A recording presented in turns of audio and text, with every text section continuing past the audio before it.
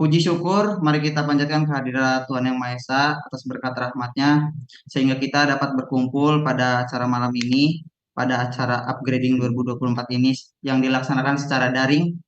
Sebelum kita memulai rangkaian acara, saya sebagai MC akan membacakan susunan acara pada malam ini. Yang pertama ada pembukaan, yang kedua ada sambutan-sambutan, yang ketiga ada pembacaan biodata pemateri, yang keempat ada penyampaian materi, yang kelima ada sesi tanya jawab, yang terakhir ada penutup. Tanpa berlama-lama, marilah kita mulai acara ini dengan mengucapkan basmalah bersama-sama. Bismillahirrahmanirrahim. Memasuki acara selanjutnya yakni sambutan-sambutan. Sambutan pertama akan disampaikan oleh Ketua Pelaksana kepada Saudara Nazwan Naufal Azmi. Waktu dan tempat saya persilakan. Ya, Assalamualaikum warahmatullahi wabarakatuh. Sebelumnya perkenalkan, saya Nazwan Naufal Azmi selaku Ketua Pelaksana acara upgrading pada malam hari ini. Yang terhormat, Kepala Departemen Kaderisasi Farel Janu Santika Nugraha, yang terhormat Bang Mikael Hardian selaku pemateri pada acara upgrading pada hari ini, serta rekan-rekan serta yang saya banggakan. Sebelumnya saya ingin mengucapkan terima kasih kepada rekan-rekan yang sudah hadir di acara ini, dan terima kasih juga kepada Bang Mikael Hardian yang sudah menyempatkan waktunya untuk menjadi pemateri di acara upgrading kali ini, dan semoga acara ini berjalan dengan lancar. Selanjutnya harapan saya dengan adanya acara upgrading kali ini, semoga dari materi yang disampaikan oleh Bang Mikael bisa mendorong dan memotivasi kita semua untuk bisa melanjutkan studi ataupun mencari peluang beasiswa baik di dalam negeri maupun di luar negeri. Selanjutnya, semoga dari acara ini bisa membekali kita semua untuk tahu informasi tentang beasiswa selanjutnya apa saja yang harus dipersiapkan dan apa saja tantangannya. Mungkin cukup itu saja yang bisa dapat saya sampaikan. Kurang lebihnya mohon maaf. Wassalamualaikum warahmatullahi wabarakatuh. Waalaikumsalam warahmatullahi wabarakatuh. Terima kasih kepada Saudara Nazwan Naufal Azmi atas sambutannya. Sambutan kedua yakni akan disampaikan oleh Kadep Kaderisasi kepada Saudara Farel Zanu Santika Nugraha. Waktu dan tempat saya persilahkan. Terima kasih Farhat. Waktu ya. Sebelumnya, Assalamualaikum warahmatullahi wabarakatuh. Eh, yang saya hormati juga Bang Michael ST yang sudah memberikan peluangan waktunya untuk memberikan materi kepada kita-kita semua ini mengenai peluang-peluang beasiswa dan juga target untuk S2 nantinya. Mungkin untuk teman-teman angkatan 24 yang belum mengenal pemateri kali ini, mungkin saya akan sedikit aja ya. Bang Michael ini merupakan mahasiswa teknik mesin angkatan 2020 yang sudah lulus kemarin, dan dia sudah mendapatkan beasiswa di Cina untuk S2. Jadi mungkin ini bisa jadi ini ya buat teman-teman 24, 23, bahkan 22 ataupun 21 untuk melihat peluang-peluang yang bisa diambil nantinya untuk S2 ataupun beasiswa lainnya. Jadi bisa dipersiapkan dari awal, terutama untuk angkatan 24 nih yang baru masuk baru semester 1. Jadi kalian semua punya ancang-ancang ke depannya untuk mempersiapkan apa saja yang harus dipersiapkan untuk beasiswa dan juga jika ingin melanjutkan studi S2 nanti. Jadi kita nih di sini mahasiswa bukan hanya berkutik di organisasi saja, tapi juga di akademik. Kita harus mementingkan akademik juga. Kayak mungkin sekian biar tidak kelamaan juga karena memang waktu dari Bang Michael ini beda beda sejam ya Bang ya, lebih cepat. Jadi mungkin disudahi saja sambutan dari saya. Terima kasih atas kesempatannya. Terima kasih juga Bang Michael telah meluangkan waktunya. Saya ucapkan terima kasih. Wassalamualaikum warahmatullahi wabarakatuh. Waalaikumsalam warahmatullahi wabarakatuh. Acara selanjutnya yakni penyampaian materi. Tapi sebelum penyampaian materi, saya serahkan kepada moderator untuk membacakan biodata dari pemateri, Bang Mikel, serta akan memandu jalannya sesi tanya jawab. Kepada moderator, Novita Widyasari, waktu dan tempat saya persilahkan. Assalamualaikum warahmatullahi wabarakatuh. Perkenalkan, saya Novita Widyasari. Saya dari angkatan 2023. Di sini saya akan membacakan biodata dari pemateri. Riwayat pendidikan, Sekolah Swasta Kristen Yusuf, mengambil program ilmu pengetahuan alam. Lalu Universitas Sultan Ageng Tirtayasa dengan IPK 3,77, lulus cum laude dari jurusan Teknik Mesin Untirta pada tanggal 23 Januari 2024. Telah menyelesaikan penelitian skripsi di Badan Riset dan Inovasi Nasional pada tanggal 2 Agustus 2023 sampai 15 Januari 2024. Menjabat sebagai Ketua Departemen Pendidikan Himpunan Mahasiswa Mesin dari Juni sampai Desember 2023. Bekerja sebagai asisten dosen kalkulus 1 di Departemen Teknik Mesin dari Juni sampai Desember 2023. Berhasil lulus dan mengikuti magang riset program Kampus Merdeka di Badan Riset dan Inovasi Nasional pada tanggal 8 Februari sampai 21 Juli 2023. Penerima beasiswa pendidikan Roberto Roca dari PT Seamless Pipe Indonesia Jaya pada bulan Februari 2023. Menyelesaikan proses dokumentasi pengajuan proposal program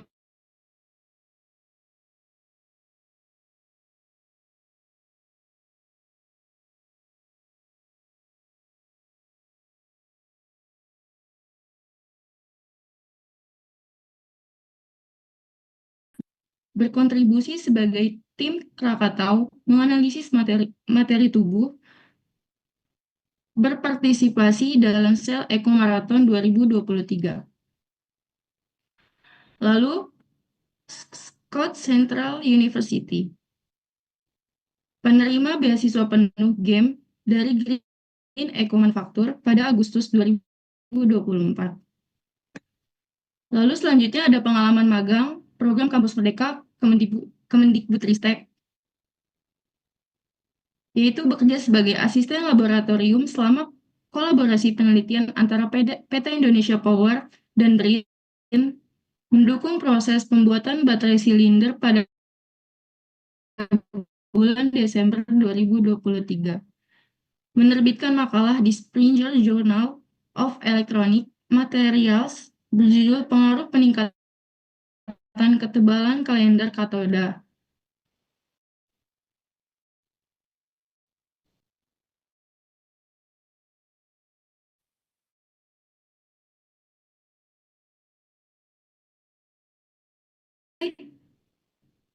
Lithium ion menggunakan metode Cobb precipitation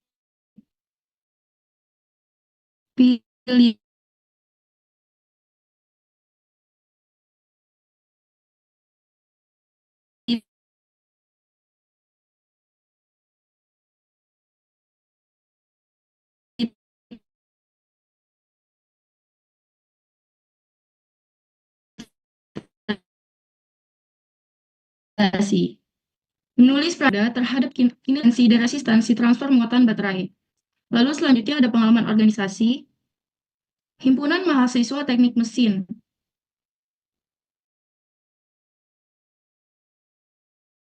Juni 2023 sampai Desember 2023.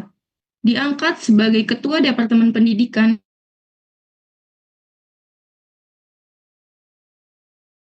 menyelenggarakan program belajar bersama mahasiswa mesin, menggelar talk show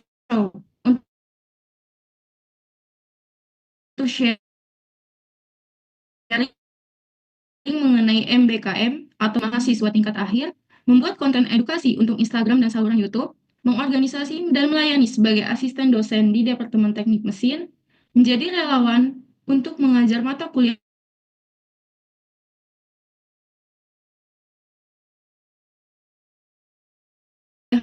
kalkulus 1 dan fisika dasar pada saya serahkan kepada pemateri. Terima kasih.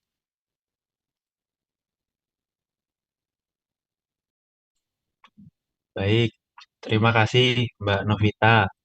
Selamat malam semuanya. Suara saya jelas ya? Selamat malam, jelas Bang. Jelas, Bang. Luar biasa. Luar biasa. Ini keren banget acaranya. Saya senang sekali bisa diundang oleh Himpunan Mahasiswa Mesin untuk menjadi pemateri hari ini ya. Ini saya baca-baca nama-nama di sini. eh, saya jadi nostalgia nih. Saya ingat beberapa nama yang angkatan 21, 22. Karena kan dulu saya yang ngajar kalian ya waktu praktikum meteorologi. Nah, kalau angkatan 23 mungkin nggak semuanya pernah ketemu saya ya. Novita angkatan berapa? 23 ya? 23 ya. Jadi saya juga lihat ada yang angkatan 24 tadi. Luar biasa ini semangatnya. Oke, eh, sekarang saya ada di China, khususnya saya ada di kota Changsha. Di sini waktu beda 1 jam. Sekarang jam 8.16 malam. Dan eh, sebelum kita masuk materi, saya cerita sedikit di sini sudah mau masuk winter, sudah mau masuk musim dingin. Dan temperatur itu sekarang kurang lebih 6 derajat ya. Sekarang 6 derajat. Temperatur tertinggi hari ini aja itu 11. Siang harinya itu 11 derajat. Gitu. Jadi kemungkinan besar akan ada salju. Nggak lama lagi, nanti Januari mungkin ya. Saya akan coba share screen.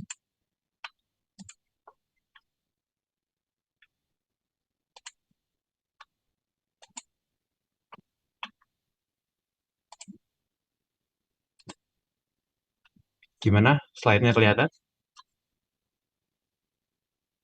Kelihatan Bang. Oke. Nah, jadi di sini saya akan memperkenalkan kepada kalian program Joint Master Degree atau program kerjasama internasional di bidang studi S2 atau Master. Ini kerjasama antara CSU, GEM, dan CMMAI. GEM itu Green Eco Manufacture, suatu perusahaan yang nanti akan kita bahas. Dan CSU adalah Central South University, tempat saya berkuliah sekarang. CMMAI adalah kementerian yang dibawahi oleh Pak Luhut, Coordinating Ministry of Maritime and Investment. Ini sedikit profil saya, tadi sudah dibacakan oleh Mbak Novita. Saya dari SMA Kristen Yusuf, Jakarta Utara. S1 saya di Utirta, mengambil jurusan teknik mesin. Tentunya teman-teman sudah kenal saya, sudah ketemu saya juga di kampus ya. Sekarang saya mengambil S2 di jurusan teknik metalurgi terkhusus New Energy Material di Central South University yang ada di China. Studi S2 saya dibiayai penuh oleh GEM karena saya merupakan mahasiswa yang mendapat beasiswa GEM Scholarship. Saya merupakan awardee batch 4. Jadi foto saya di depan gedung apa namanya perpustakaannya CSU. Ini perpustakaan doang. Nah, tadi juga dibahas bahwa saya punya sedikit pengalaman magang dan penelitian. Saya magang di Badan Riset dan Inovasi Nasional atau yang sekarang disebut BRIN. BRIN itu gabungan ya dari LIPI, LAPAN, BATAN dulu itu sebutannya macam-macam, berdiri sendiri, lembaga ilmu pengetahuan, lalu Badan Tenaga Nuklir, tapi sekarang digabung menjadi BRIN. Nah, ini ada beberapa tulisan yang pernah saya buat selama saya magang. Tadi sudah dibacakan juga, ini paper sudah publish Q2. Ya, ini Pak Justinus, pembimbing saya. Ini nama saya. Ada Pak Mekro. Kalian kenal ya Pak Mekro ya? Lalu ada Prof. Evi. Prof. Evi ini pendiri NBRI atau National Battery Research Institute. Dan juga Prof. Anne, ini guru besar dari UI. Saya pernah ketemu beliau waktu di UI, cuma nggak ada fotonya. Nggak sempat foto. Ya, di tulisan-tulisan yang lain, ada Pak Mekro, ada Pak Dimas. Tapi yang ini masih preprint ya, belum publish. Ya, secara garis besar, saya akan bahas 3 hal. Yang pertama tentang GEM atau perusahaan yang membiayai beasiswa ini, Green Eco Manufacture, CSU, Central South University, tempat kita berkuliah S2 sekarang, dan GEM Full Scholarship.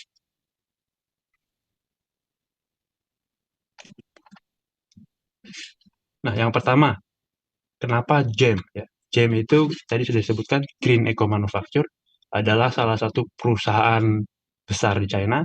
Kalau saya tidak salah, GEM itu menguasai lebih dari 10% pasar recycling di China. Jadi ini perusahaan yang bergerak di bidang recycling. Ya. Dan pendiri dari GEM adalah Prof. Shi Kaihua. Beliau orang yang sangat luar biasa, seorang profesor, juga alumni dari CSU, beliau bergerak mendirikan perusahaan GEM ini dengan visi atau konsep limited resources, unlimited recycling. Ya, ini foto beliau bersama Pak Jokowi, mantan presiden kita di G20 tahun 2022. Ya, ini Prof. Sikaiwa. Nah, seperti yang kita tahu ya, zaman sekarang kendaraan listrik itu semakin marak. Dan kalau kita bicara kendaraan listrik, itu sudah bukan lagi Tesla yang menjadi pemain utama. Tapi sekarang banyak brand-brand dari China, terutama yang namanya BYD, mungkin kalian juga pernah dengar, itu sudah bisa dibilang melampaui Tesla secara penjualan. Dan juga GEM ini merupakan perusahaan recycling baterai, kan? Tadi saya sudah bilang. Nah, GEM telah melakukan kerjasama dengan berbagai perusahaan besar lainnya selain BYD, juga Mercedes-Benz, CATL, dan LGES. Ini perusahaan-perusahaan raksasa di China yang memproduksi baterai. Jadi BYD mobil listrik pakai baterai, GEM yang akan recycling baterai tersebut. Nah, GEM ini perusahaan besar, perusahaan multinasional, dia punya anak usaha di Indonesia. Namanya adalah QMB. Nah, lokasinya QMB ini ada di Sulawesi. Nah, GEM ini sudah berinvestasi banyak di Indonesia dengan 30 miliar US dollar untuk memproduksi, untuk mengolah nikel latrit, gitu ya, menjadi bahan untuk katoda baterai. Nah, ini ada fotonya bersama Pak Luhut. Nah, kita juga tahu ya bahwa Indonesia itu kaya sekali akan sumber daya alam, terutama nikelnya. Di Pulau Sulawesi itu banyak sekali nikelnya, banyak sekali tambang nikel yang dibangun di sana. Dan pertanyaannya sekarang, apakah Indonesia bisa mengolah sumber daya nikel yang begitu besar? Jawabannya bisa, karena GEM akan membantu menyediakan teknologi dan membantu meningkatkan sumber daya manusianya supaya bisa mengolah sumber daya alam yang kita punya. Ya, ini ada foto kerjasama waktu Presiden Jokowi datang ke Beijing tahun lalu 2023. Ini Prof. Sikaiwa. Nah, selain itu, GEM juga berinvestasi dengan membangun laboratorium dari skala kecil, skala pilot, sampai skala untuk produksi besar-besaran. Nah, yang terakhir tentang GEM, ini kemarin 2023 tahun lalu, GEM melakukan kunjungan ke ITB di Bandung dan membangun sebuah laboratorium untuk bekerja sama. Jadi ini di ITB Jatinangor ya tepatnya ya. Dibangun laboratorium dengan peralatan yang begitu lengkap, sangat canggih sekali. Dan kebetulan saya diundang ke sana kemarin. Kami para awardee, GEM Scholarship dan LPDP juga diundang untuk ke ITB Jatinangor. Saya di sana kurang lebih 3 atau 4 hari. Di sana kita belajar banyak, melihat-lihat juga tentang laboratorium yang dibangun di sana. Sangat maju sekali, luar biasa. Ada fotonya, nanti saya akan share di belakang ya. Nah, ini tentang GEM, ini perusahaan besar dengan keuntungan miliaran RMB. Sekarang 1 RMB sekitar Rp2.200. Jadi bisa dikalikan sendiri. Ya, itu tadi tentang GEM, perusahaan yang membiayai studi ini. Berikutnya Central South University. Kenapa kita memilih CSU? Nah, CSU ini merupakan universitas yang didirikan melalui 211 Project atau Project 95 dan juga Plan 2011. Nah, ini CSU ini besar sekali. Sini saya ada tulisannya ya. Untuk bidang metallurgical engineering, CSU itu ranking 1 di dunia. First rank in the world. Ini surveinya tahun lalu kalau nggak salah. Ya, untuk jurusan metalurgi kita nomor 1 di dunia, bukan di Cina ya, di dunia. Nah, jadi CSU ini mirip-mirip lah dengan Untirta dulu. Untirta itu kan ada yang di Cilegon, ada yang di Pakupatan, ada juga yang di Sindang Sari. Ya karena Untirta itu sebelum jadi PTN, dulunya adalah kampus-kampus swasta kecil-kecil yang digabungkan menjadi satu. CSU juga seperti itu. Dulu namanya Hunan Medical University, Changsha Railway University, dan CSU of Technology. Sekarang pada tahun 2000 itu digabungkan menjadi satu kampus besar bernama CSU. karena ini merupakan kampus gabungan yang menjadi satu, maka dia tersebar di 4 distrik kota dan luas sekali adanya. Ya, CSU terafiliasi dengan banyak rumah sakit, dengan memiliki puluhan prodi untuk S1, ratusan prodi untuk S2, dan 142 prodi untuk S3. Ini dari World Ranking University, CSU ranking 95. Ini tahun 2023 ya. Jadi kita bisa lihat ranking CSU itu terus meningkat setiap tahunnya sampai ranking 95 di dunia. Jadi CSU nggak kalah ya dengan universitas-universitas yang ada di Eropa. Kita ranking 95 tahun lalu. Dan tadi saya sempat sebut juga bahwa untuk jurusan metalurgi kita nomor 1. Nah, ini banyak sekali alumni ternama dari CSU. Di sini ada nama-nama yang mungkin kalian kenal, yaitu founder dan CEO of BYD. Jadi BYD, mobil listrik itu, perusahaan mobil listrik, pendirinya itu alumni CSU. Wang Chuanfu ini alumni dari CSU dan sekarang menjadi pendiri BYD. Dan juga tentunya Prof. Shik Haihua yang tadi saya sebutkan, pendiri GEM dan juga pemberi beasiswa full GEM Scholarship, itu juga alumni CSU. Ya, jadi banyak alumni-alumni CSU itu yang berhasil, luar biasa sekali. Ini juga Li Changqin dari CEO of China Railway.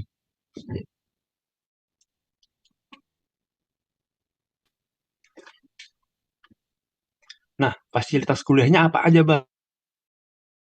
Tulisan di sini nggak lengkap ya, masih banyak sekali fasilitasnya. Oke, sepertinya koneksi. Ya, jadi fasilitas kuliah di CSU nggak usah dipertanyakan lagi, super lengkap.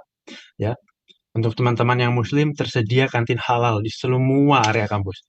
Tadi saya sebut area kampusnya kan besar sekali dan terpisah-pisah ya, karena gabungan dari beberapa univ kan. Tapi di semua kampus mereka punya kantin halal. Dan juga lapangan olahraga, semua lengkap. Sebut aja mau apa. Tenis meja, tenis lapangan, bola, basket, pingpong, badminton semua ada. Kolam renang pun punya. Ya, semuanya ada. Dan kalau tanpa beasiswa, kuliah di CSU 1 tahun bisa lebih dari 100 juta. Artinya per semester sekitar lebih dari 50 juta ya, semesterannya ya. Dan juga tentunya berkuliah di CSU kita dapat fasilitas kesehatan yang gratis. Cukup menunjukkan kartu mahasiswa. Jadi kartu mahasiswa itu di sini sakti ya. Di kartu mahasiswa seperti ini kartu sakti. Bisa sebagai kunci kamar, bisa untuk bayar makan, bisa untuk naik kendaraan nggak sih? Ya, untuk naik bus bisa, untuk perawatan ke rumah sakit bisa, masuk perpustakaan bisa, masuk kemana aja pakai ini bisa. Untuk menyalakan air panas bisa, pakai microwave bisa. Jadi ini kartu luar biasa, kartu mahasiswa di sini fungsinya banyak. Untuk absen juga di kelas bisa. Nah, supaya kalian ada gambaran tentang CSU, saya akan tunjukkan video.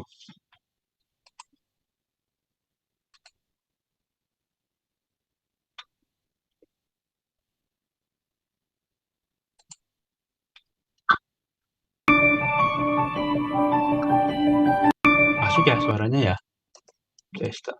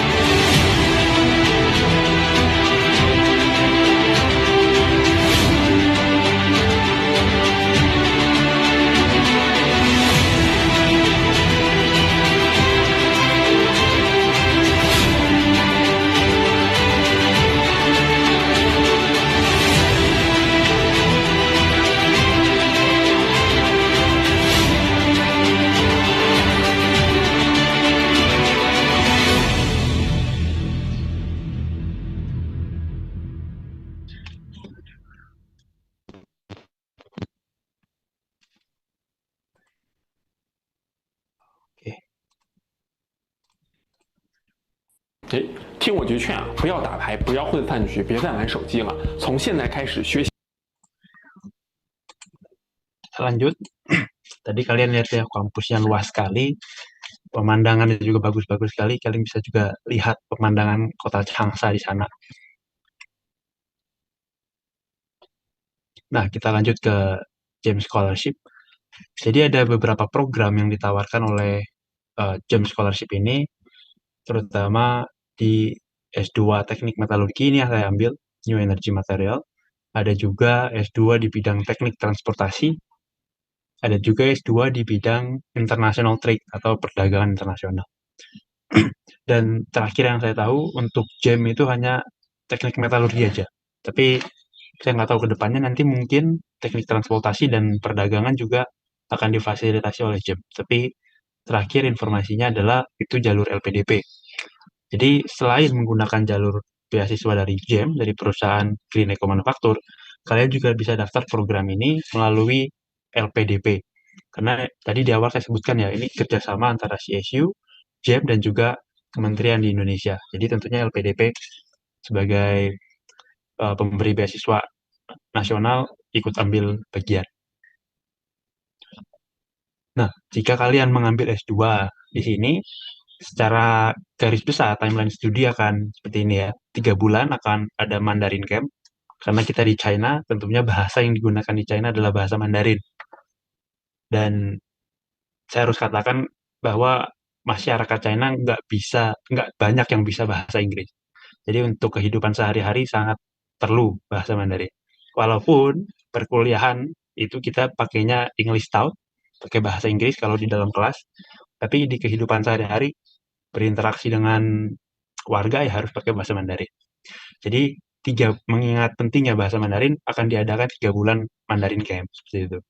Lalu kuliahnya 1 tahun, kuliah di kelasnya 1 tahun, jadi coursework-nya setahun. Lalu ada juga internship atau magang 1 tahun. Baru nanti setelah itu akan membuat tesis atau skripsi istilahnya. Itu dengan 9 bulan penelitian. Dan magangnya pun ini banyak tempat ya, kita bisa di Morowali itu di Sulawesi, bisa di Jingmen itu salah satu kota di China, Wuhan, Wuxi, Shenzhen, dan Taixing. Jadi sekalian jalan-jalan ini ya beasiswanya. Nah ini untuk referensi, karena nanti ke depannya jika dibuka lagi mungkin berubah. Jadi saya nggak bisa memastikan untuk kedepannya seperti apa, tapi ini yang saya dapatkan begitu. Nah, ini Excellent Scholarship tidak ada ya, tidak jadi dibuka. Terakhir itu hanya ada General Scholarship. Jadi jika kalian menjadi penerima beasiswa, tahun pertama, entah kalian melalui jalur LPDP ataupun GEM, kalian akan mendapat uang bulanan sekitar 14,5 juta dalam rupiah per bulannya. Kita tahu kalau dalam RMB sekitar 6.600 RMB. Tahun kedua, nanti berkurang jadi 8,8 juta per bulan, tapi ditambah ketika kalian magang itu juga dapat gaji, gitu ya. Tahun ketiga karena sudah tinggal tesis saja, 8,8 juta per bulan. Seperti yang saya bilang ini referensi. Nanti kedepannya bagaimana kita nggak bisa pastikan. Nah, lalu ketentuannya apa Bang? Gimana cara daftarnya? Gitu. Excellent nggak ada ya. Nah, untuk mendaftar beasiswa GEM ini sebetulnya syaratnya mudah sekali. Cukup perlu CV, ijazah atau graduation certificate, dan transkrip nilai. Dan tentunya karena ini kita program ke luar negeri, semuanya harus dalam bahasa Inggris. Kalian buat CV kalian dalam bahasa Inggris, ijazah yang kalian dapat nanti minta tolong untuk ditranslate. Jadi ketika kalian ngambil ijazah nanti, kalian minta ke kampus untuk dikeluarkan yang bahasa Inggrisnya juga. Itu nanti akan dikeluarkan gratis, ya. Cuma butuh waktu aja. Transkrip nilai juga sama, bisa minta dari kampus. Nah, karena program ini dibiayai hampir sepenuhnya oleh GEM, kalau saya sepenuhnya oleh GEM, karena kalau yang LPDP kan hampir separuh ya tadi, kita mendapat ikatan kerja 5 tahun bersama GEM setelah lulus. Nah, jadi ya ini kembali ke preferensi masing-masing. Di satu sisi ini hal yang baik karena setelah lulus S2 kita kembali ke Indonesia, kalau kita kembali ke Indonesia dan mencari kerja sendiri, ya tentunya mungkin tidak semudah itu karena untuk pendidikan S2 mencari lowongan pekerjaan juga sebetulnya perusahaan harus mencari yang S2 juga. Jadi kalau lowongannya hanya untuk anak S1, kalian punya gelar S2 daftar, itu juga ya nggak diterima, kalian over qualify namanya. Gitu ya. Jadi di satu sisi positif, di satu sisi juga kalian harus pertimbangkan ikatan 5 tahun itu mungkin bukan waktu yang sebentar, gitu ya. Nah, secara garis besar, kalau kalian mendaftar ke luar negeri, bukan hanya ke CSU saja, bukan hanya beasiswa Gemini saja, secara garis besar, kalian perlu CV, surat rekomendasi dalam bahasa Inggris tentunya. Surat rekomendasi ini biasanya butuh dua, ya. Surat rekomendasi dari siapa, Bang? Bisa dari dosen, bisa dari kajur, bisa dari wakil dekan, wakil rektor kalau kalian kenal, dan juga mungkin selama kalian magang, atasan kalian di tempat magang juga boleh. Transkrip nilai juga ditranslate tadi saya sudah bilang, dan juga English Test Certificate. Nah, karena kita kuliah di luar negeri dan bahasa internasional adalah bahasa Inggris, terutama kalau kuliah kalian nanti akan English Stout ya. Jadi belajarnya dalam bahasa Inggris itu pasti akan perlu sertifikat bahasa Inggris. Nah, sertifikat yang diterima itu beda-beda tergantung kampus. Tapi kalau di sini bisa diterima TOEFL IBT, IELTS, dan Duolingo. Nah, saya tahu kalau dari Untirta itu kan kita ada tes TOEFL ITP ya. Mungkin teman-teman juga ingat waktu awal masuk tes ITP yang skornya eh, kalau nggak salah paling kecil 300-an, paling tinggi 600-an atau 700 mungkin. Kayaknya 600-an deh maksimal. Itu most likely nggak diterima. Karena TOEFL ITP itu pertama kurang diakui secara luas. Nah, salah satu faktornya ya ITP itu nggak ada speaking dan nggak ada writing. Jadi TOEFL ITP hanya mengetes kemampuan Inggris kalian secara pasif, bukan secara aktif, gitu ya. Sedangkan TOEFL IBT dan IELTS itu ada speakingnya, kalian harus bicara dalam bahasa Inggris. Nah, ini tadi ya ikatan kerja 5 tahun dengan GEM, nanti bisa ditempatkan di China, mungkin di Indonesia, karena GEM ini perusahaan multinasional tadi ya. Dan gajinya gimana Bang kerja di sana? Well, saya nggak bisa bilang, saya kan belum kerja di sana, saya masih kuliah di sini. Tapi secara alumni yang sudah kerja di sana itu gajinya ketika awal masuk belasan ya, sekitar 13 sampai 17 dan setelah kerja di sana bisa mencapai lebih dari 20 juta per bulan. Nah, ini contoh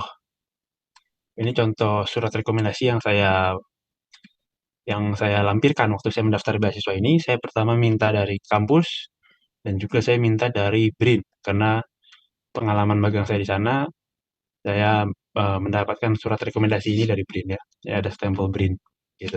Kalian bisa dapatkan dari mana saja, saya bilang. Dari tempat magang kalian, dari dosen, pembimbing, gitu ya. Oke. Nah, untuk tes sertifikat sendiri, saya kemarin pakai IELTS. Ya, skor IELTS saya juga nggak besar-besar amat. Ini 7 ya, overall band score-nya 7. Dan minimum persyaratan tadi berapa? IELTS-nya 6. Minimum IELTS 6.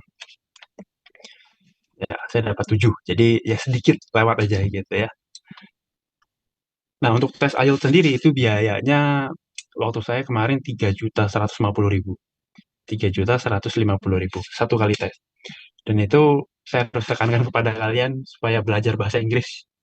Ya, karena kalau mau kuliah, punya cita-cita ingin keluar negeri, harus bisa bahasa Inggris. Jadi, mumpung kalian sekarang masih semester 1, semester 3 ya, kalian masih muda, kalian punya banyak waktu untuk belajar. Kalian punya banyak waktu, karena sepenting itu bahasa Inggris. Ya. Ini sekali tes 3 juta lebih, jadi kalau misalnya kalian ujian dan ternyata overall band score-nya tidak mencukupi, misalnya kalian dapat band score-nya 5, kalau harus tes ulang, bayar 3 juta lebih kan lumayan ya. Jadi belajar sungguh-sungguh lah sebelum ujian. Ya, rejection is necessary, part of growth. Every successful person has a story of rejection, J.K. Rowling. Nah, sebelum saya mendaftar ke CSU, tentunya saya mendaftar beberapa ke universitas lain. Salah satu yang saya pernah coba adalah salah satu universitas yang cukup terkenal di Taiwan, namanya National Taiwan University of Science and Technology. Kalau nggak salah nama Mandarinnya Taiketa, Taiwan Keshietashi, apalah kalau nggak salah seperti itu. Saya daftar ke sana untuk jurusan metalurgi, di Michael Hardian, saya daftar di jurusan Material Science and Engineering, program master. Dan saya gagal, saya ditolak. Admission result, your application has been refused. Untuk NTU ST scholarship pun tidak dapat. Jadi selain nggak dikasih beasiswa, masuk pun ditolak gitu ya. Gitu. Nah, saya coba universitas lain. Ini universitas yang terkenal juga namanya University of Nottingham. Mungkin kalian pernah dengar.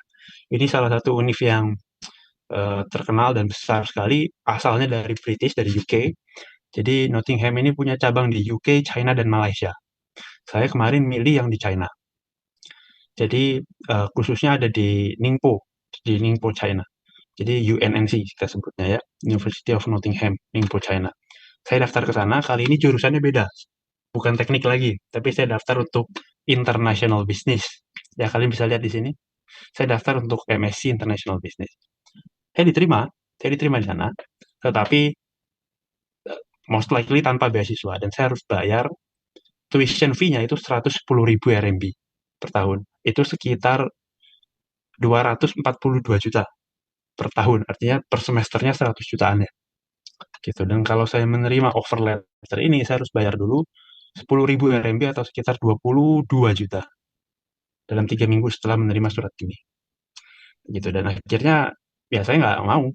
Jadi saya tidak melanjutkan ke UNNC karena ya saya tidak mau membebani orang tua ya untuk membayar uang kuliah S2 seperti ini. Jadi saya nggak lanjut di UNNC China.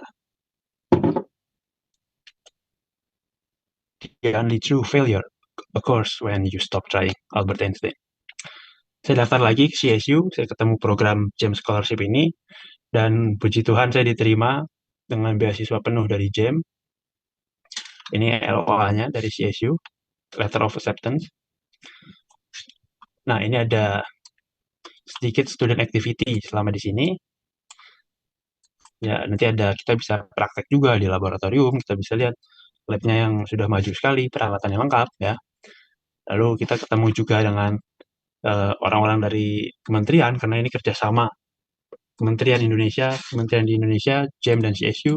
Ya, kita ketemu Prof. Luhut, contohnya Pak Menteri Pak Luhut kemarin. Ketemu Prof. Shikhaiwa. Gitu. Kita next. Nah, ini video saya waktu di Jatinangor. Ya, saya ketemu Pak Luhut. Ini program sebenarnya sudah cukup lama juga kami. Saya ketemu Pak Luhut di Jatinangor.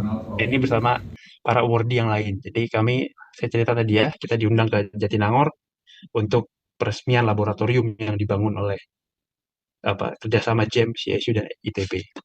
Ini kita foto di depan batu yang bertulisan CSU, Chungnan Tashe. Ya, ini tadi saya sebut ya, fasilitas di kampus banyak sekali. Salah satunya adalah lapangan tenis.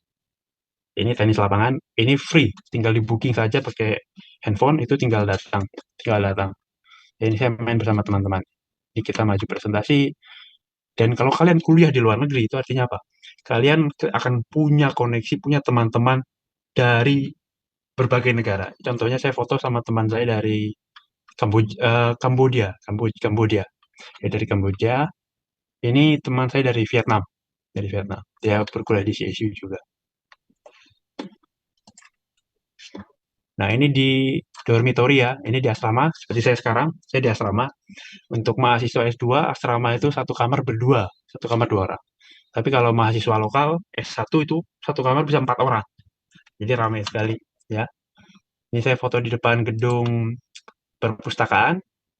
Nah, ini saya sembari jalan-jalan. Tadi kalau kalian nonton video yang tadi saya share, itu akan kelihatan suatu pulau namanya Orange Island, di mana ada patungnya Mao Zedong. Ini Mao Zedong itu salah satu pemimpin China zaman dulu, gitu ya. Saya foto di sana. Nah, ini juga saya foto dengan teman-teman yang satu alma mater. Nah, 2 orang ini, mereka alumni Untirta juga ternyata. Saya ketemu di program ini, mereka dari Untirta Metalurgi angkatan 17. Angkatan 17 Metalurgi Untirta. Sekarang satu batch dengan saya. Kita sama-sama belajar di sini, ketemu di sini. Ya. Lalu kalau sore hari, ya senja-senja gitu kita bisa jalan-jalan sepedaan. Ya, pemandangannya juga bagus sekali. Dan kalau di China, infrastrukturnya itu bagus sekali, pembangunannya merata. Kita sepedaan pun nyaman ya, jadi jalur sepedanya lengkap dan aman sekali. Kalau di Indonesia sepedaan mungkin saya enggak ya, jarang sekali sepedaan di Indonesia, tapi di sini hampir setiap hari kita sepeda. Dan yang ini saya dengan teman saya di salah satu gunung, jadi CSU ini letaknya dekat gunung, namanya Gunung Yuelu, ya dekat sekali. Kalian kelihatan nggak nih pemandangan skyline di belakang ini? Ya, ini kota Changsha, kota Changsha. Lihat ya gedung-gedung tingginya ya, cakar langit semua. Ini kalau malam gedungnya nyala semua, bagus sekali pemandangannya. Jadi kota besar, kalau di Indonesia ini seperti ini mungkin jadi ibu kota. Ya, ini mungkin kelihatannya kayak Jakarta ya, gedung-gedung tinggi ya, skyscraper semua. Tapi di China, kota seperti ini ya bukan bukan kota besar sebenarnya, bukan kota utamanya. Jadi kalau disebut China, kota yang kalian langsung terlintas di kepala apa? Mungkin Beijing. Ibu kotanya China kan Beijing. Shenzhen, Guangzhou. Ya mungkin yang besar-besar seperti itu. Tapi ini Changsha juga pembangunannya merata sekali. Kalau di Indonesia, kalau di Indonesia, mungkin kota yang pembangunannya bagus kan cuma Jakarta ya. Yang punya MRT, yang punya kereta cepat kan Jakarta tok. Tapi kalau di Changsha itu sudah, kalau di China, hampir semua kota punya subway, semua kota punya MRT. Dan kereta cepatnya China itu sudah luas sekali seperti jaring laba-laba. Ya kalau baca peta MRT-nya China itu pusing sebetulnya. Rumit sekali jalurnya, tapi semua terintegrasi. Jadi mudah sekali mau jalan-jalan di sini itu enak dengan kendaraan umum. Kita juga tahu ya China itu kan penduduknya banyak sekali, lebih dari 1 miliar orang. Jadi mau nggak mau China harus membangun pembangunan yang merata, mau nggak mau harus jangan cuma kota besar yang maju, jangan cuma Beijing, Shenzhen, atau Guangzhou yang maju, tapi harus kota-kota lain juga harus maju. Kalau di Indonesia hanya Jakarta yang pembangunannya maju, maka apa? Orang-orang dari daerah ketika mau tanda kutip merantau, maka mereka akan merantau kemana? Ke Jakarta ya. Orang kalau mau merantau di Indonesia kemana? Most likely Jakarta. Karena cuma Jakarta yang pembangunannya lebih oke daripada kota-kota lain. Tapi kalau di China, sistem berpikirnya seperti itu, hanya Beijing, Shenzhen yang maju. Maka ketika 1 miliar orang bergerak menuju kota-kota itu saja, ya bisa runtuh kota itu ya. Maka di China pembangunan merata.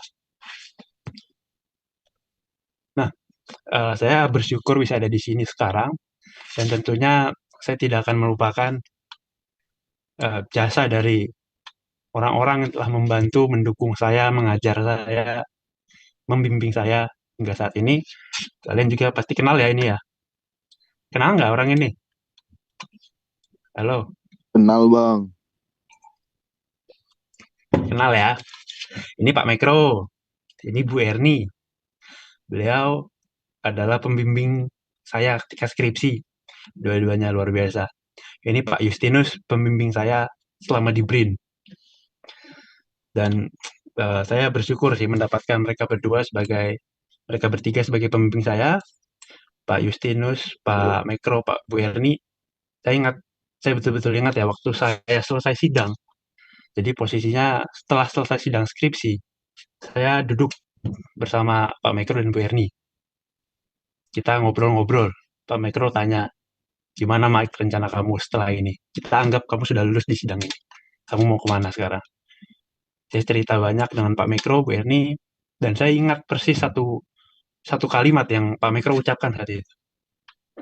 Beliau bilang begini, Mike, kemanapun kamu pergi, Mike, kamu harus ingat bahwa less struggle, less happiness. Artinya apa?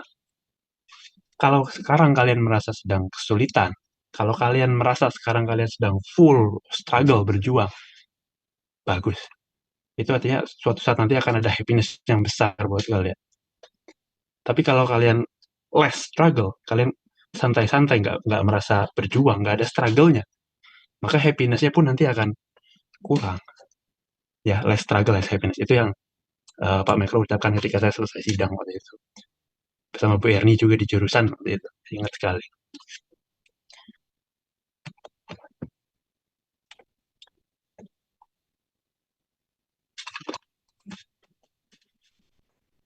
Ya, ini kami buat video. Bagus ya pemandangannya, ini di belakang kampus ini. Oke, sudah habis presentasi saya. Berapa lama itu? Saya kembalikan ya ini ke Mbak Novita berarti ya. Iya, Bang. Terima kasih. Bagaimana?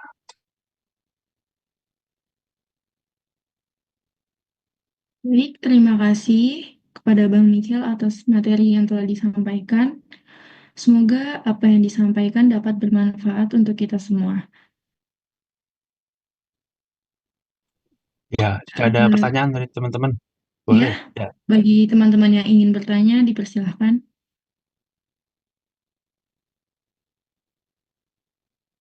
Boleh, Novel, silahkan mengajukan pertanyaan.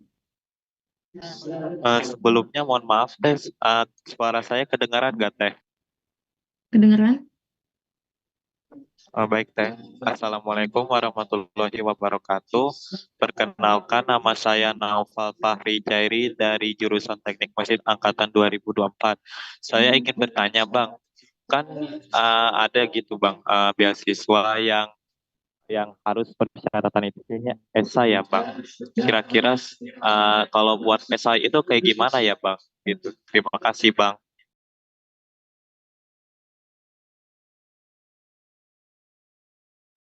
Baik, terima kasih Novel atas pertanyaannya. Ini mau dirangkum dulu pertanyaannya atau langsung dijawab, Bang? Langsung aja ya, takutnya lupa nanti ya. Oh, ya udah. Baik. Terima kasih Noval. Angkatan 24 ya Noval ya? Iya Bang. Ya, luar biasa ini. Punya cita-cita mau S2? Ya rencananya saya mau pengen S2 Bang gitu.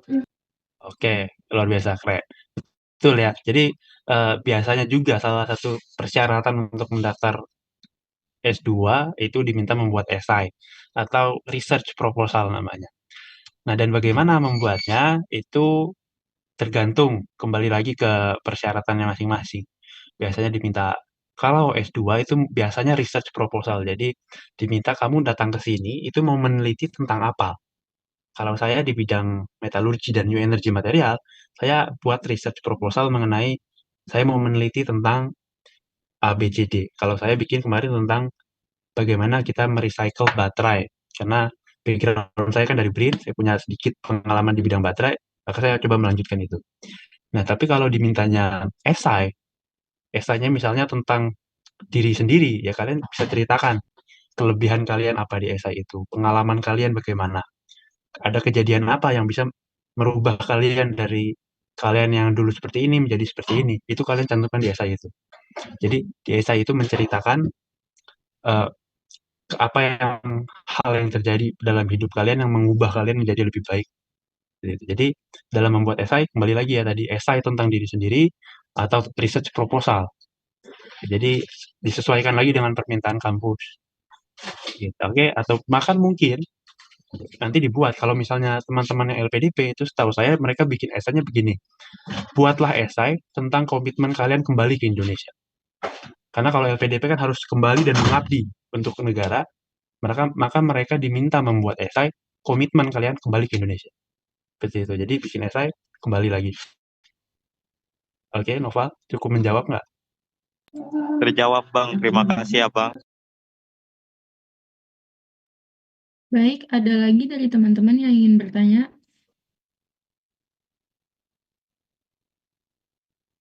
Halo.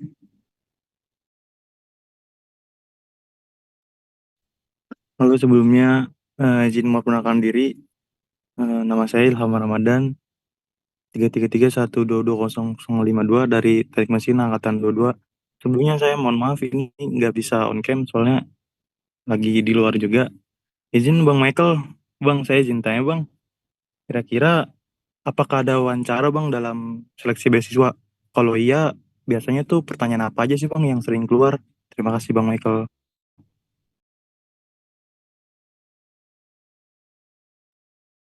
Baik, terima kasih pertanyaannya. Untuk Mbak Michael, silahkan dijawab. Baik, terima kasih Ilham. Ini saya kenal Ilham ini dulu anggota pendidikan bukan ya Ilham ya?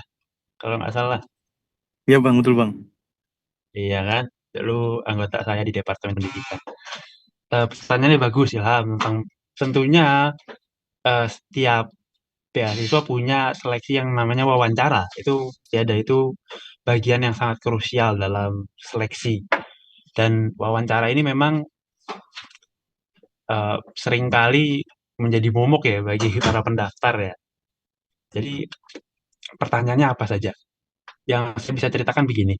Kalau kalian mendaftar ke luar negeri, most likely wawancara akan dalam bahasa Inggris. Ya, jadi kemarin saya mendaftar untuk beasiswa ini, saya diwawancarai oleh salah satu petinggi di GEM, perusahaan GEM, dan tentunya wawancara dalam bahasa Inggris. Di situ pertanyaannya yang paling umum adalah tell me about yourself. Itu yang paling umum. Dan yang hampir pasti keluar.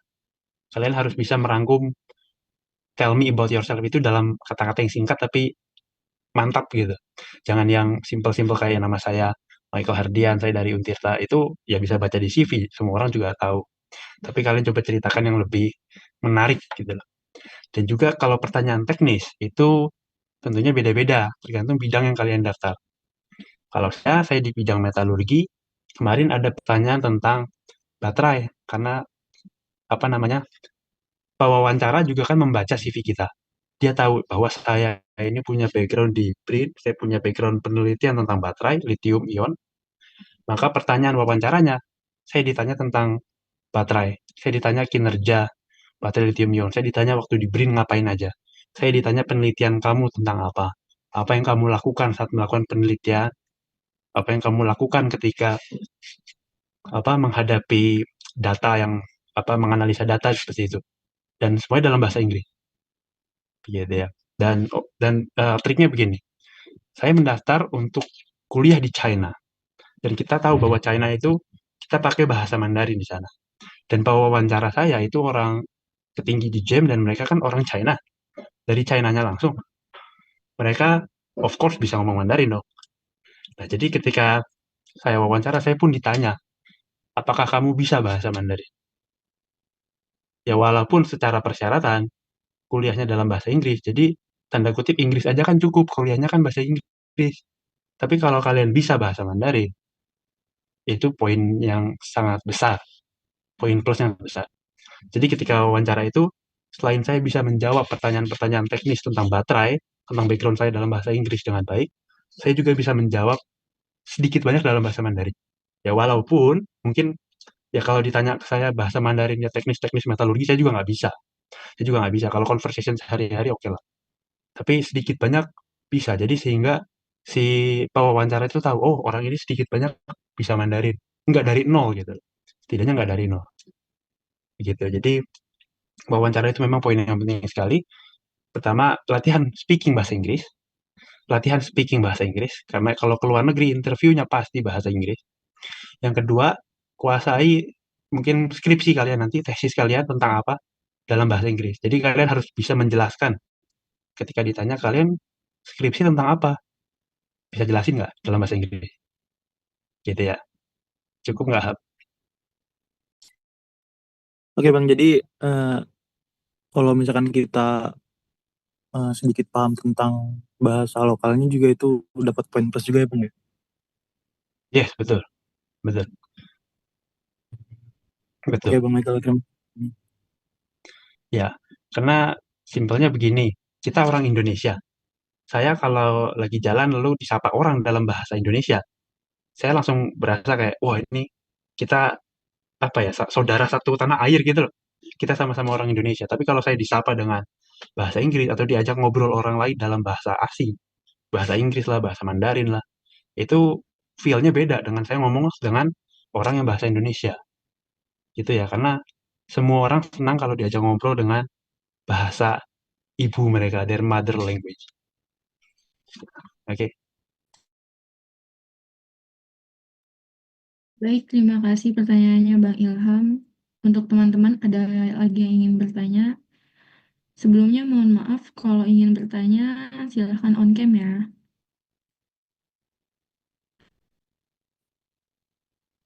Gantian Permisi. ya, ini Bang Rivaldi dulu.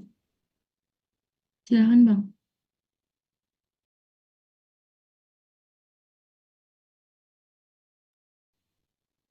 Siapa ya?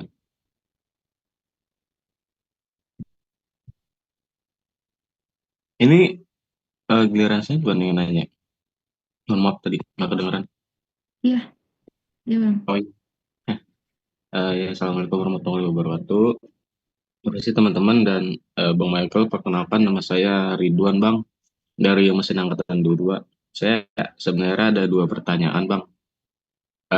Pertanyaan yang pertama tuh ini Bang soal timing sih Bang. Kayak contohnya ketika kita fresh graduate kan pasti dihadapkan dengan dua pilihan itu untuk lanjut S2 atau ngambil pekerjaan dulu. Itu sebenarnya timingnya lebih bagus mana sih Bang? Kapan harus S2 dan kapan harus ambil kerja dulu? Dan pertanyaan kedua saya tuh, kalau misalkan kita emang memilih memutuskan untuk ngambil S2, itu untuk kalau misalkan kita contohnya dapat kesempatan ke luar negeri, itu apakah lebih baik kita ambil kesempatan yang ada aja atau kita ambil sesuai dengan negara tujuannya Bang? Mungkin itu aja sih Bang pertanyaan dari saya. Terima kasih. Baik, untuk Bang Michael, silahkan dijawab. Ya, mohon maaf tadi pertanyaan keduanya lebih baik bagaimana? Buat pertanyaan kedua, kalau misalkan kita emang memutuskan buat ngambil S2 ya Bang, terus Yap. ada kesempatan untuk S2 ke luar negeri, itu lebih baik kita ambil S2-nya yang kesempatan yang ada aja, atau kita ambil S2-nya berdasarkan negara yang pengen kita tuju Bang, gitu Bang. Oke, terima kasih pertanyaannya. Bagus. Pertanyaan kamu itu sama dengan pertanyaan saya ketika saya baru lulus. Enggak juga sih, ketika saya masih skripsi saat itu. Saya banyak diskusi dengan dosen-dosen. Ketika lulus, baiknya kerja atau lanjut studi. Ya, sebetulnya itu tergantung. Kembali lagi, saya juga dulu daftar kerja. Dan saya sudah diterima bekerja di salah satu perusahaan pulp and paper di Sumatera. Namanya Riau Andalan Pulp and Paper. Mungkin kalian tahu. Saya sudah diterima di sana, sudah keluar offering letternya, tinggal tanda tangan, saya berangkat kerja di sana. Tapi nggak saya ambil. Saya lebih memilih eh, beasiswa S2 ini. Ya, tentunya pertimbangannya banyak ya. Dan kalau tadi pertanyaannya mending S2 dulu atau kerja dulu, itu tergantung kamu, tergantung kamu. Saya di sini ketemu banyak sekali teman-teman, teman-teman saya senior-senior, saya kan angkatan 20. Saya di sini banyak ketemu teman-teman angkatan 17, 16, ya, 14 bahkan. Dan mereka sistemnya kerja dulu. Kalau mereka tentunya sudah kerja dulu. Mereka kerja di suatu perusahaan, punya performa baik di perusahaan itu, lalu perusahaan memberikan kesempatan untuk lanjut S2. Jadi perusahaan yang menawarkan, ini ada program beasiswa, kamu ambil. Nanti setelah lulus kembali bekerja di perusahaan. Seperti itu juga bisa. Kalau mau kerja dulu sistemnya seperti itu juga bisa. Baru kembali ke S2. Nah, tapi biasanya orang kalau sudah kerja dulu, udah malas untuk studi lagi. Ya, udah malas kalau udah kerja, udah nggak mau lanjut kuliah. Nah, tetapi banyak juga teman-teman yang bilang ke saya begini, Mike, enak seperti kamu, ya masih muda, sudah lanjut S2, umur berapa, 20-an awal sudah lulus S2. Sedangkan teman-teman saya yang lain di sini mungkin lulus 27, mungkin 28, 29, baru lulus S2. Tapi mereka sudah punya pengalaman kerja yang lebih matang. Yaitu tentunya ada plus minus di sana, kalian bisa pertimbangkan. Nah, dan juga untuk pertanyaan kedua, tadi saya catat, ada peluang beasiswa tapi negaranya nggak sesuai gitu ya. Dan mau diambil atau enggak. Nah, itu nggak sesuainya bagaimana? Kalau saya, saya memilih ke China, memang dari awal pengennya ke China, kalau nggak ke China ke Taiwan. Karena saya menyadari bahasa Mandarin sangat penting. Tadi saya cerita sedikit tentang Tesla dan BYD. Kendaraan listrik semua tahunya Tesla, tapi sekarang Tesla secara penjualan aja kalah dengan BYD. BYD yang menguasai pasar mobil listrik sekarang, BYD dari China, dan bahasa Mandarin ke depannya akan sangat diperlukan. Kalau kalian bisa bahasa Mandarin, kalian nggak akan, tanda kutip, nggak akan nganggur. Nggak akan nganggur. Jadi dari awal saya memilih mau ke China atau ke Taiwan, yang negara yang berbahasa Mandarin. Saya pengennya itu dari awal. Maka ketika saya daftar ke University of Nottingham, itu kan univ di UK. Saya milihnya yang di China. Saya nggak mau yang ke UK. Saya maunya di China. Karena saya mikirnya gini, kalau saya di China, kuliah dalam bahasa Inggris, saya bisa lancar bahasa Inggris. Karena di sekolahnya S2-nya dalam bahasa Inggris, tapi sehari-harinya saya pakai Mandarin. Jadi dapat benefit secara bahasanya dua, bahasa Inggris dapat, bahasa Mandarin dapat. Kalau di UK, ya mungkin Inggris kalian akan terasa di sana, tapi ya Inggris toh, nggak dapat bahasa lain. Ya, sekarang memang bahasa internasional, bahasa yang paling banyak Inggris, tapi bahasa Mandarin itu bahasa nomor 2 terbanyak dan mungkin China akan mendominasi dunia.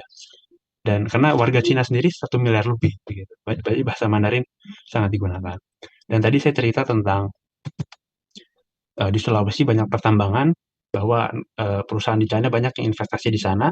Kalau kalian bisa bahasa Mandarin, kalian bisa bekerja di perusahaan China pertambangan. Perusahaan pertambangan yang ada di Sulawesi dari China itu gajinya besar sekali. Saya kenal juga salah satu senior di Untirta, angkatan 19 metalurgi, sekarang kerja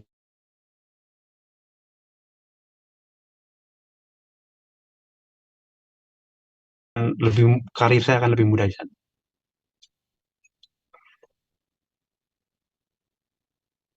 Gimana, terjawab? Baik Bang, sangat menjawab Bang. Terima kasih banyak.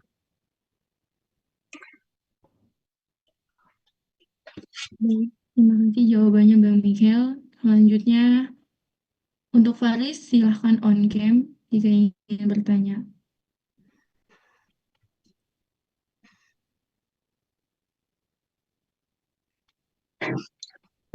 Halo, selamat malam Kak. Selamat malam. Oh iya Silakan Kak, pertanyaannya.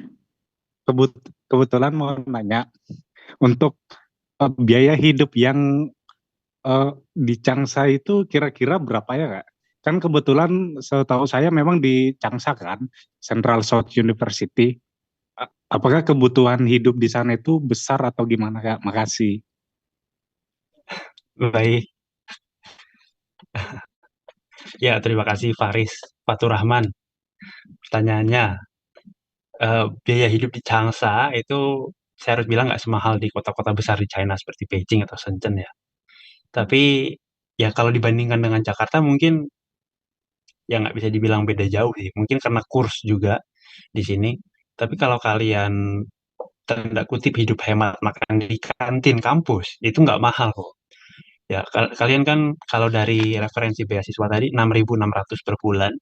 Kalau makan untuk biaya hidup itu paling 2.000 sampai 3.000 lah, itu udah hidup nyaman lah, 3.000 RMB per bulan.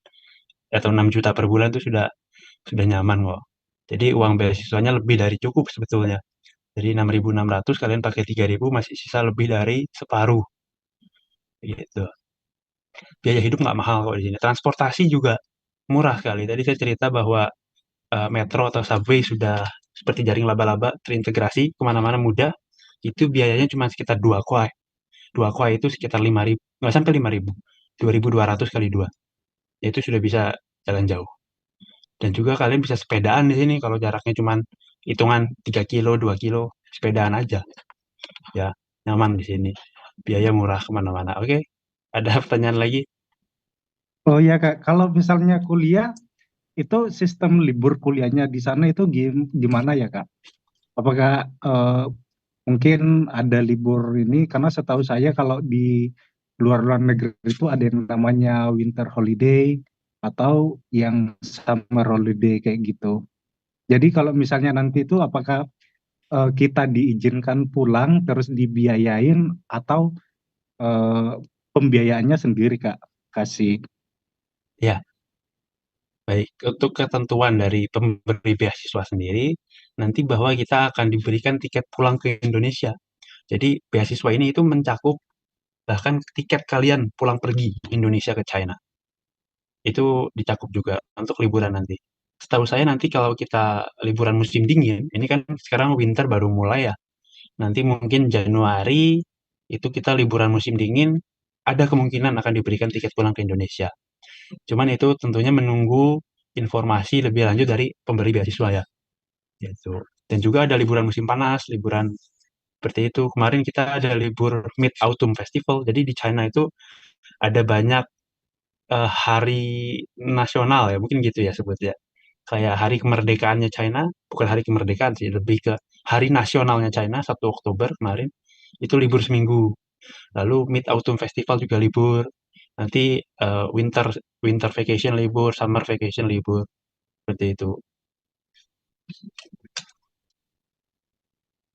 Cukup, Faris Faturrahman.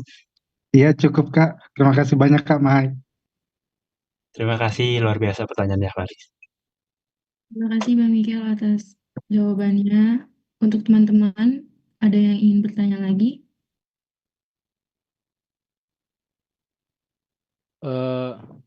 Izin bertanya Bang. Sebelumnya mohon maaf ini kameranya lagi error nggak bisa on cam. Izin memperkenalkan diri, nama saya Jeremia Tohanan Marcelino Manurung dari angkatan 2023. Izin bertanya Bang, untuk kita apply beasiswa ini yang paling dilihat dari kita lolosnya itu dari mana ya Bang ya? Untuk beasiswa ini terus kan dalam apply beasiswa kan ada yang ini ya Bang ya, apa namanya kita ngebikin esai gitu ya Bang. Itu cara buat ngebikin esai yang benar gitu biar bisa lolos beasiswa tuh kayak gimana ya Bang ya? Contohnya. Terima kasih Bang. Baik, terima kasih pertanyaan Jeremy. Untuk Bang Mikel, dipersilakan menjawab. Baik, terima kasih, Jer.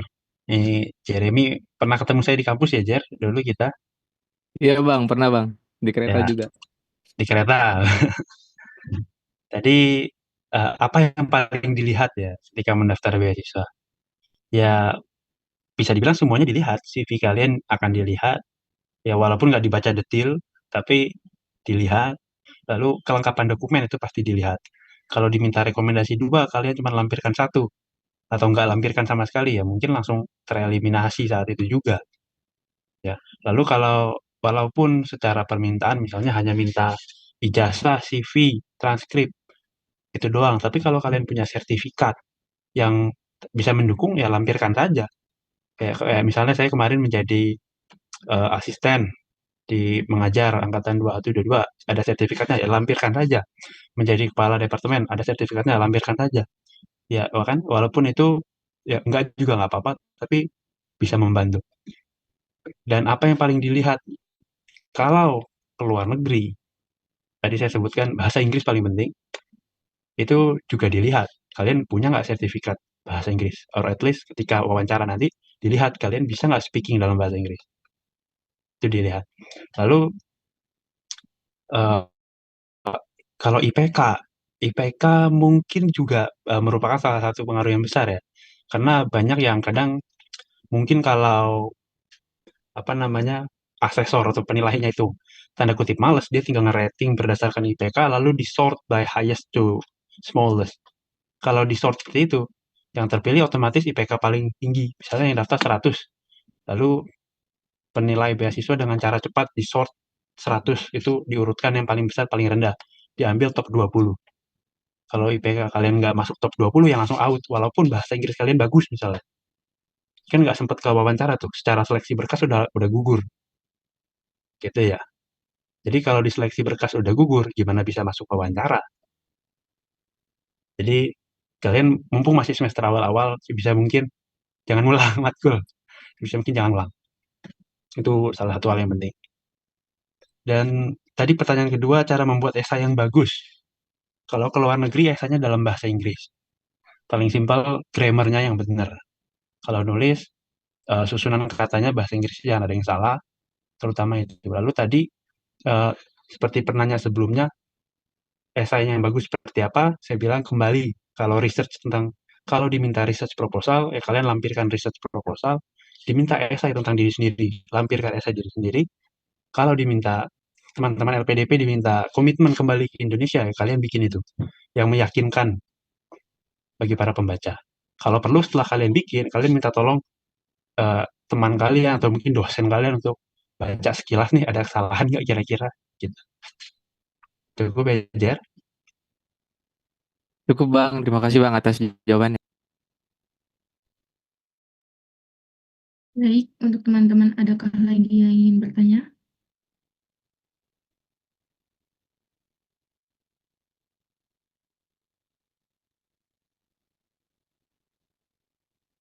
Sepertinya sudah tidak ada ya.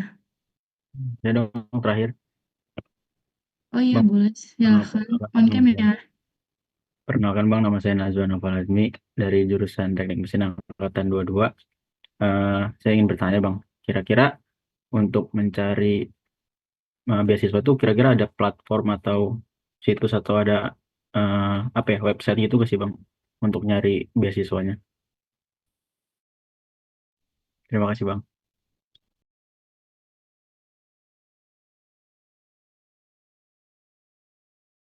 Baik, terima kasih pertanyaannya untuk Mbak Michel. Silakan menjawab, Bang. Baik, terima kasih Nazwan pertanyaannya. Ada ya, tentunya ada. Banyak sekali sih sebetulnya. Salah satunya di Instagram saya suka lihat itu namanya Kobi, kalau nggak salah. Kobi Education namanya. Itu juga sering sekali sharing tentang info beasiswa. Lalu kalau website mungkin ada namanya Skoter ya dari Ruang Guru. Itu juga banyak melampirkan informasi beasiswa. Gitu. Dan tentunya dari kampus sendiri. Saya tahu program ini itu dari kampus. Ya, dari Pak Mekro waktu itu yang sharing. Ada brosurnya, Mike, ini ada program beasiswa bagus bisa kamu coba. Begitu. Jadi informasi sekarang cukup mudah lah dicari. Ada internet, kita bisa cari Ruang Guru, itu ada Skoter, ada Kobi Education, ada juga beasiswa Indonesia. Saya dulu cari-cari beasiswa di situ, cari-cari informasi. Dan kalian bahkan bisa cari di YouTube. Banyak orang yang buat menceritakan pengalaman mereka di YouTube atau eh, ya testimoni begitu di YouTube beasiswa apa beasiswa ini, bagaimana pengalaman kuliah di luar negeri di negara A, B, C seperti itu.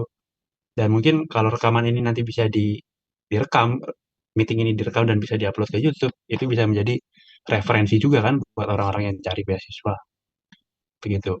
Jadi mungkin kalau kalian mau cari beasiswa, pertama harus tentukan dulu mau kemana, negara mana. Kalau ke luar negeri, kalau di Indonesia mau jurusan apa, cari kampus terbaik di bidang itu. Gitu. Oke, Wan. Oke, terima kasih Bang. Baik, terima kasih jawabannya Bang Michel.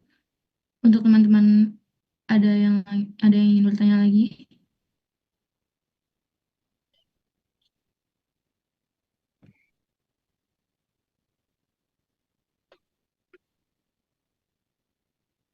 Sepertinya sudah tidak ada ya Bang ya?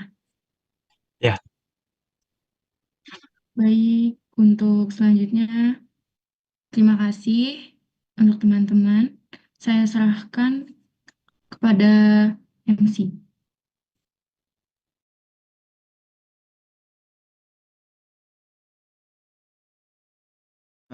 Terima kasih kepada moderator serta Bang Michael Hardian. Selanjutnya sebelum ditutup ada absen terlebih dahulu. Saya harap teman-teman semua pada on cam. Link absen udah di share sama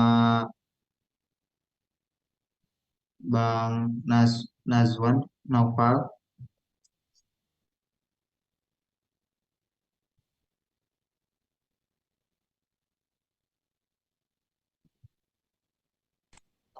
Yo, absen, absen. Ini yang ada di Departemen Kaderisasi ya? Iya Bang, dari Departemen Kaderisasi.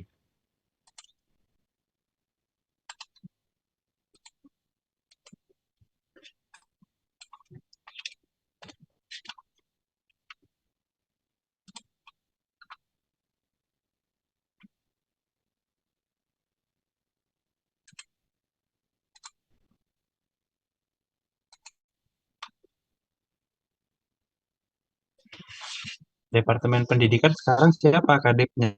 Tahu nggak? Bang Brian Bang, angkatan 22. Brian Iya Niko. Bang. Niko Brian, oh ya. Tahu saya dulu, saya ngajar itu praktikum. Bagus, Niko.